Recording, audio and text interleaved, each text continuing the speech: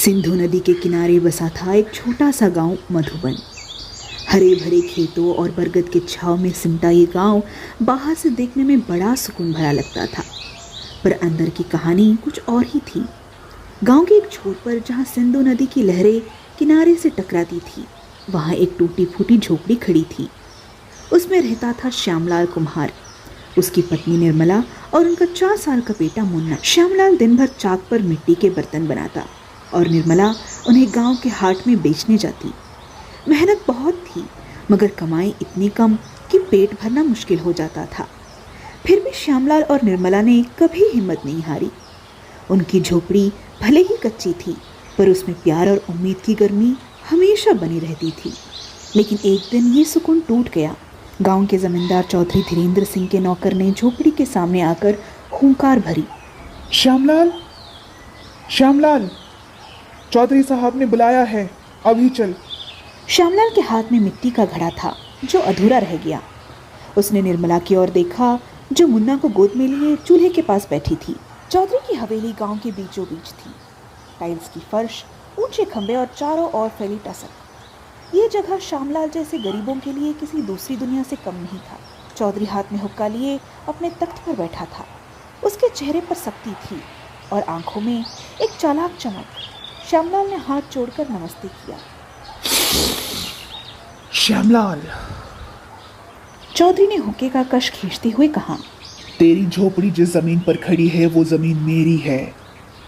अब तक तो मैंने कुछ नहीं कहा, पर अब से किराया देना होगा। श्यामलाल के पैरों तले जमीन खिसक गई। हुजूर, ये झोपड़ी तो मेरे बाप दादा ने बनाई है, हमें कभी नहीं बताया कि ये आपकी जमीन है। चौधरी हंसने लगा। उसकी हंसी में क्रूरता थी।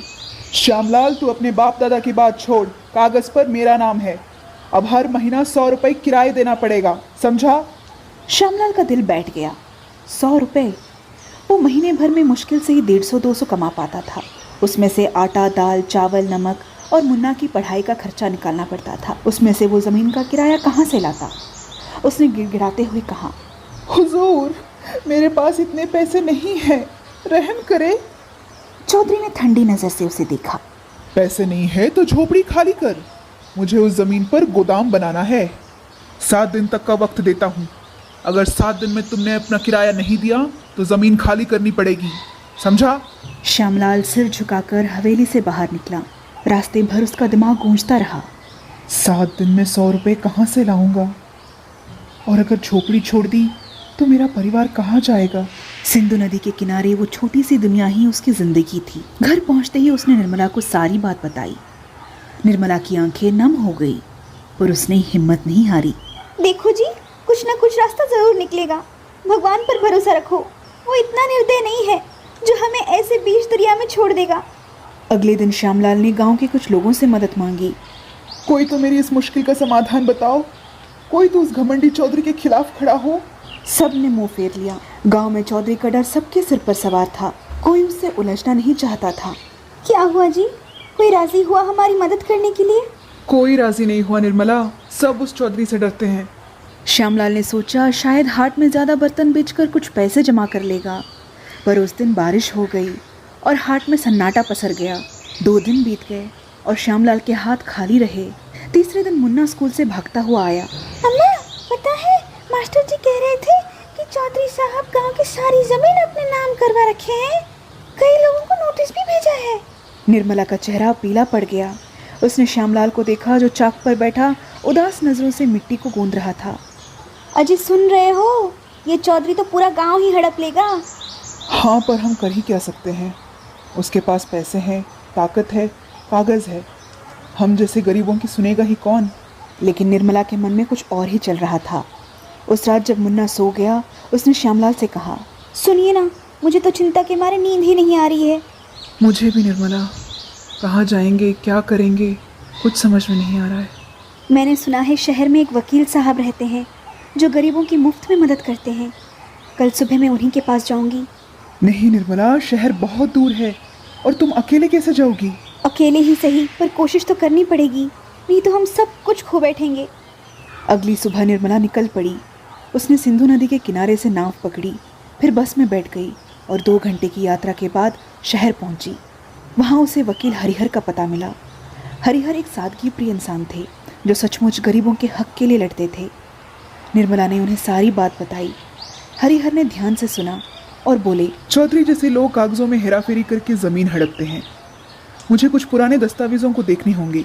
आप गांव के पटवारी से मिलो और जमीन का रिकॉर्ड निकलवाओ। निर्मला लौट आई और श्यामलाल को सब बताया। दोनों गांव के पटवारी बेनी माधव के पास गए। बेनी माधव पहले तो टाल मटोल करने लगा, पर निर्मला ने गिड़गिड़ाकर कहा, हमारी जिंदगी का सवाल है भैया। अगर मैं आपकी सगी बहन होती तो क्या आप मेरी मदद नहीं करते? ये सुनकर उसका दिल पिघल गया। उसने पुराने रजिस्टर खंगाले और एक चौंकाने वाली बात सामने आई। श्यामलाल की झोपड़ी वाली जमीन असल में गांव की साझा जमीन थी, जिसे चौधरी ने अपने नाम करवा लिया था। ये गैर कानूनी था। ओ तेरी, ये चौधरी तो बहुत शातिर निकला। आपका बहुत बहुत धन्यवाद भाई साहब। मैं आपका ये एहसान कभी नहीं भूलूंगी। श्यामलाल और निर्मला फिर शहर गए। वकील हरिहर ने कागज देखा और मुस्कुराया।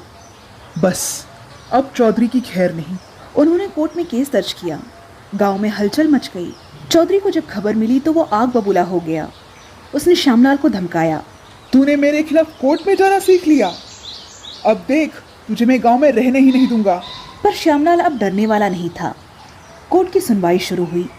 वकील हरिहर ने सारे सबूत पेश किए, पुराने रजिस्टर, गवाह और चौधरी के फर्जी कागज। चौधरी ने अपने पैसे और रसूख का जोर लगाया, पर सच के सामने उसकी एक ना चली। जज ने फैसला सुनाया कि वो झोपड़ी वाली ज़मीन श्यामलाल की ही रहेगी और चौधरी को गांव की दूसरी ज़मीन पर से भी अपना दावा हटाना पड़ेगा। गांव में खुशी की लहर दौड़ पड़ी। श्यामलाल और निर्मला की हिम्मत की चर्चे हर जुबान पर थी। चौधरी की हवेली में सन्नाटा पसर गया। उस दिन के बाद से उसने किसी गरीब को परेशान करने की हिम्मत नहीं की। झोपड़ी में फिर से चूल्हा जला। निर्मला ने मुन्ना को गोद में लिया और श्यामलाल से कहा, देखा जी, मेहनत और सच कभी नहीं हारते। हाँ हाँ भाग्यवान, और तुम्हारी हिम्मत ने तो चौधरी का किराया भी माफ कर दिया।